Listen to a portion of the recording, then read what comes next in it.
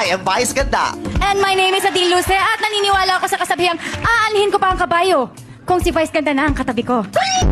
Nadine, ilalaka siya sa boots mong pawis na. Nadine, Yes, kuya. gusto ko sana kayong imbitahin ni James Sige po, kuya. sa aking bahay para maglinis ng swimming pool doon. So, dental tsaka derma.